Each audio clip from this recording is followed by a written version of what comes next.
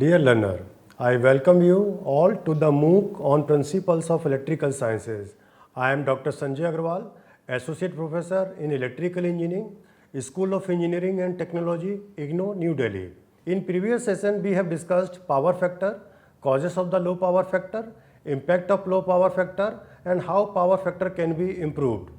In this session, we will discuss what is a transformer, its necessity in the power system, how a transformer transfer electric power from one circuit to other.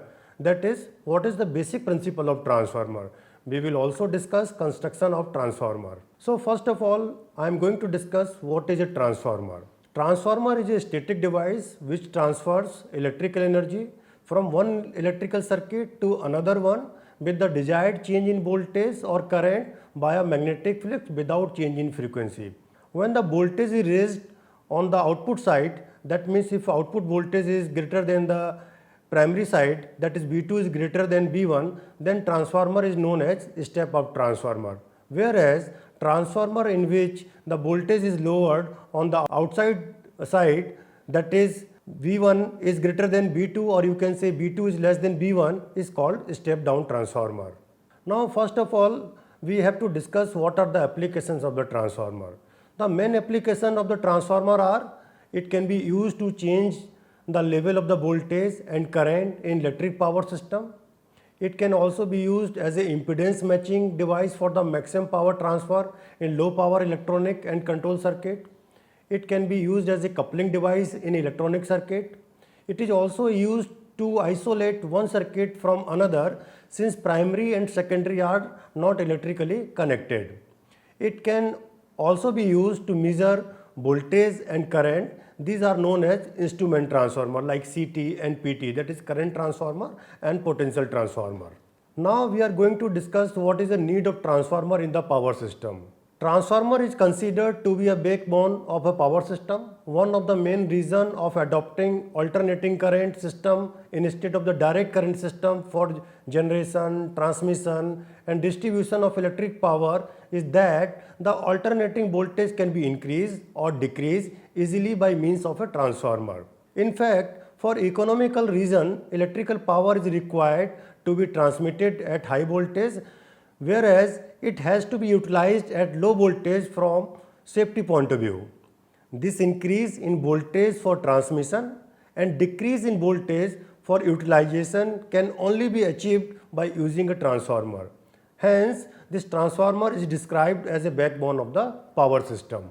Now again we can understand how this transformer can be used in the power system. Here you can see in the diagram that at power station the generating voltage is 11 kV, right? Now because you have to transmit this 11 kV voltage to the consumer side, and like suppose you assume that a 110 megawatt power generation, it is generating at 11 kV voltage, then what you have to do? You have to step up this 11 kV voltage up to 220 kV voltage or 440 kV voltage for the transmission. So what you will use at the generating side? You will use as a step up transformer. Like if you are transmitting at 220 kV, that means you need to use 11 kV up to 220 kV substation.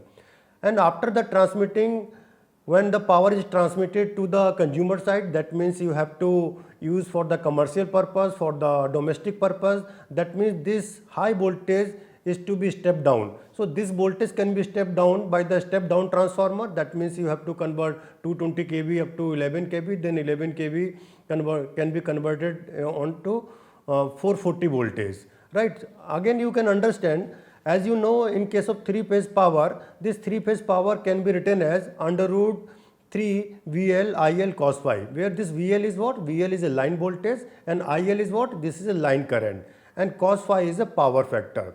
So because you cannot step up and step down the power, that means power is a constant and you assume that power factor is also constant. So if this power and power factor is constant, that means current is inversely proportional to the voltage. And what is that voltage? This voltage may be the transmitted voltage. So here you can see, as you step up the voltage, so value of the current will be down because power is constant, right? So what is the effect if you are able to decrease the current or step down the current? So as you are able to step down the current, so what are the losses that occurs in the transmission line? That is a I square R losses, where R is the resistance of that transmission line. So you are able to reduce the current, that means you can reduce that resistive losses that occurs in the transmission line. At the same time, you are also able to reduce of the size of the conductor in the transmission line. If you are able to reduce the size of the conductor, that means the cost of the conductor is also reduced. That means economics is coming in the picture. Now, because you are able to reduce the losses, that means you can also enhance the efficiency. Why? Because efficiency is equal to what? Output upon input. So if you are able to reduce the losses, that means you are able to increase the losses. So you can say you are able to increase the efficiency. Now, because current is reduced and resistance of the wire is fixed, so there will be a one voltage drop, that is called I into R drop, or you can say voltage drop in the transmission line. So value of the current is reduced, that means this IR drop is reduced. That means whatever the voltage you are receiving at the receiving side, that voltage will be approximately equal to the sending in voltage. That means there is a less drop in the voltage. So this is the advantage of the transformer in the power system. Now we have to understand basics of the transformer. In its simplest form, a single phase transformer consists of two windings wound on an iron core. One of the winding is connected to an AC source of supply which have frequency F. This source supplies a current to this winding, it is called primary winding, which in turn produces flux in the iron core. This flux is alternating in nature. If the supply voltage has a frequency F, the flux in the core also alternates at frequency F. The alternating flux linking with the second winding induce a voltage E2 in the secondary side. It is called secondary winding. Here you can note down that this alternating flux linking with the primary winding will also induce a voltage in the primary winding, which is denoted as a E1, and applied voltage can be denoted as V1. Here V1 is nearly equal to E1. If you are assuming that that resistance of the primary winding is very less, that means there is a less drop, that means you can say that E1 is equal to V1. If the number of turns in the primary and secondary winding is N1 and N2 respectively, then you can say E1 upon E2 is equal to N1 upon N2, where E1 is the induced EMF at the primary side and E2 is the induced EMF at the secondary side, and where N1 and N2 are the number of turn in primary winding and secondary winding. The load is connected across the secondary winding. Between the terminal, you can say this is A1 and A2. So the load can be supplied at voltage higher or lower than the supply voltage depending upon this ratio, that is called N1 upon N2, or generally it is denoted by K. When a load is connected across the secondary winding, it carries a current I2, this is called the load current. The primary current correspondingly increased to provide for the load current. In addition to the small no load current, the transfer of power from the primary side to the secondary side is through the mutual flux and core. There is no direct electrical connection between the primary and secondary sides. In an actual transformer, when the iron core carries alternating flux, there is a power loss in the core called core loss. This core loss is also called iron loss or no load loss. Further, the primary and secondary winding have a resistance, and the current in the primary and secondary winding give rise to that called copper losses, or you can say I square R losses in the transformer winding. The losses lead to production of the heat in the transformer and a consequent temperature rise. So in a transformer, cooling method are adopted to ensure that the temperature of the transformer remains within limit, so that no damage is done to the winding, insulation and material. Now we have to understand the working principle of transformer. So as you know, transformer work on the principle of the mutual induction, which states that when two coils are inductively coupled and if current in one coil is changed uniformly, then EMF gets induced in other coil. So here you can see in this circuit diagram, here you can see that the voltage that is V1 is applied at the primary side. This V1 is equal to Vm sin omega t, which have frequency f, and this frequency is a constant. So in the primary winding, let this current I1 is producing, right? So due to this current and number of turns, that is a MMF, which is denoted as N1 into I1, right?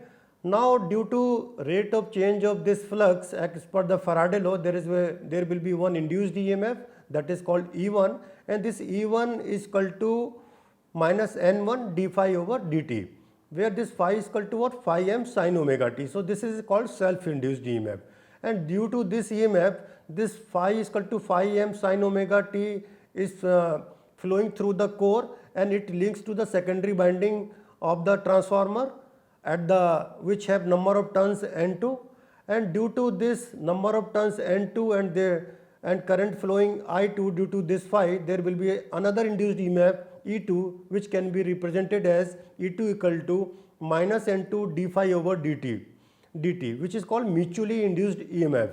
So due to this induced EMF, again there is a current I2 is flowing, and this I2 current can be connected to the load, and across the load there is a voltage V2. Here you can see that if number of turn, that is N1, is less than number of turn N2 at secondary side, that means it is called step up transformer. In another word, you can say if N2 is more than N1, then it is called step up transformer, or N2 is less than N1, then it will be called step down transformer. Now we have to understand the construction of the transformer. So basically, transformer can be classified as core type transformer and cell type transformer. Depending upon the manner in which primary and secondary winding are placed on the core and the shape of the core, there are two types of transformer called core type transformer and cell type transformer. In core type transformer, the winding are placed in the form of concentric cylindrical coils placed around the vertical limbs of the core. The low voltage, or generally it is called LV side, as well as high voltage side, or you can say HV side, are made in two halves and placed on the two limbs of the core. The LV binding is placed next to the core for economy in the insulation cost. In cell type transformer, what happens? The primary and secondary binding are bound over the central limb of three limb core. The HV and LV binding are split into a number of sections, and the sections are interleaved or sandwiched, that is section of the HV and LV binding are placed alternately. Here you can see the core type transformer and cell type transformer. Now we can compare the core type transformer and the cell type transformer. So here you can see that in core type transformer, the binding surrounds a considerable portion of the core, but in case of cell type transformer, the core surrounds considerable portion of the binding. And in core type transformer, binding are of form bound and are of cylindrical type. In case of cell type transformer, the binding are the sandwich type. The coils are first in form of the pankers, and complete binding consists of the stake disc. In case of core type transformer, it is more suitable for the high voltage transformer, but cell type transformer are more suitable and economical for low voltage transformer. In case of core transformer, mean length of the coil turns is shorter, but in case of cell type transformer, mean length of the coil turn is longer. In case of core type transformer, core has two limbs to carry the binding, but in case of cell type transformer, core has three or more limbs, but the central limb carries the windings. Again, we can classify the transformer on the basis of the cooling wheel. It can be classified as dry type transformer and oil filled transformer. What happens in dry type transformer? The dry type transformer use natural air cooling and are usually of very small ratings. They are rugged and simple in construction and are not plagued with the failure related with the oil cooling. In case of oil filled transformer, one type use self cooling and another type use forced cooling. What happens in the self cooling oil filled transformer? Self cooling oil filled transformer have natural circulation of the insulating oil, within which the entire transformer is immersed. These are of the moderate ratings and are suitable for outdoor duty, as these require no housing other than their own and thereby save on cost. For higher rating, either the smooth surface of the tank is corrugated or is provided with radiator or pipes to get greater heat radiation area. In case of the force cooling, the large transformer required force oil or water cooling. The coolant is circulated by a pump to radiate high quantity of heat generated and also to minimize the size of transformer. Now we have to understand core of the transformer. The core is built up of thin steel lamination insulated from each other. This helps in reducing the eddy current losses in the core and also helps in the construction of the transformer. The steel used for core is of high silicon content, sometimes heat treated to produce a high permeability and low hysteresis losses. The material commonly used for core is CRGO, that is cold rolled grain oriented silicon steel. The conductor material used for binding is mostly copper. However, for a small distribution transformer, aluminum is also sometimes used. The conductors, core and hole binding are insulated using various insulating material depending upon the voltage. Now we have to understand the insulating used in the transformer. In oil immersed transformer, the iron core together with bindings is immersed in the insulating oil. The insulating oil provides better insulation, protects insulation from the moisture and transfer the heat produced in the core and binding to the atmosphere. The transformer oil should have the following quantities. It should have high dielectric strength. It should have low viscosity and high purity. It must have high flash point. It must have free from sludge. The transformer oil is generally a mineral oil obtained by fractional distillation of the crude oil. Now we have to understand the tank and the conservator of the transformer. Here you can see in the diagram also you can see the conservator which has been shown by this red circle. The transformer tank contains core bound with the binding and the insulating oil. In large transformers, a small expansion tank is also connected with main tank which is known as conservator. The conservator provides space when insulating oil expands due to heating. The transformer tank is provided with tubes on the outside to permit the circulation of the oil, which aids in the cooling. Some additional device like breather and Buchholz relay are also connected with the main tank. Buchholz relay is placed between main tank and conservator. It protects the transformer under extreme heating of transformer binding. Breather protects the insulating oil from the moisture when the cooled transformer sucks air inside. The silica gel filled with the breather absorbs moisture. When air enters the tank, some other necessary parts are connected with the main tank like bushings, cable boxes, temperature gauge, oil gauge, tapping, etc. Here you can see the parts of the transformer. So this is the overview of the transformer. Here you can see the top part is conservator tank, and just left hand side of the conservator you can see there is a Buchholz relay which is connected to the conservator. Then another is a one inlet valve is there, and the breather silica gel has been connected here with the transformer. This breather is used to check whether there is a moisture are there in the oil or not. Then you can see there is a explosion valve. Here you can also see that there is a oil level indicator are there. There is a ST terminal. The temperature gauge are there. Tape changing manually operated connection are there. And you can also see the cooling tubes in which either oils are flowed, and this cooling can be done with help of the fan also. It can be done with the air cooling also. And you can also see there is a wheel are there in the transformer which is used to transport from one place to another place. And there is a one earth pointer also there whenever the transformer is installed. So earthing is done to protect the some fault.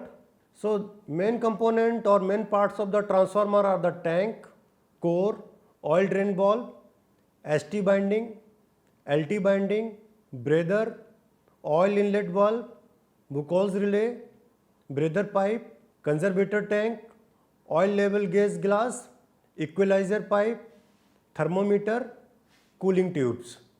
So dear learner, in today's session we have discussed what is a transformer and its necessity in the power system, working principle of transformer. We have also discussed construction of the transformer.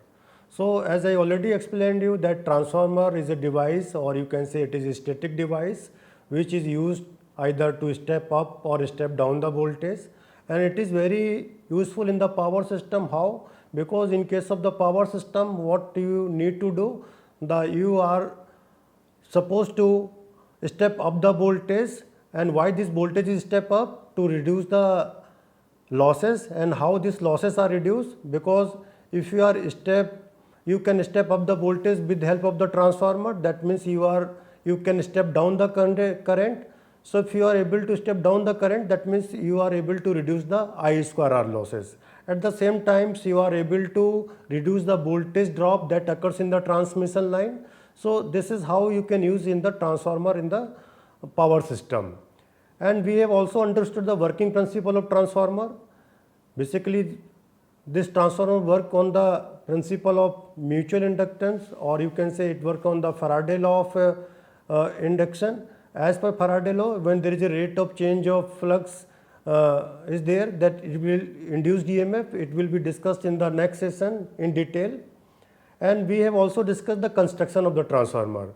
Like transformer is basically of two type, core type transformer and cell type of transformer. Then we have also understood what are the different parts of the transformer, like core of the transformer, conservator, tank, and we have also discussed how this transformer can be used as a step up transformer and step down transformer. So dear learner, I hope you were able to learn the concept of all the topics. In the next session, we would discuss the EMF equation of the transformer and what is an ideal transformer, and we will also discuss if you use transformer on the DC supply, then what will happen. And we will also discuss in the next section why the rating of the transformer is always given in volt ampere, or you can say kilovolt ampere or megavolt ampere. Thank you so much.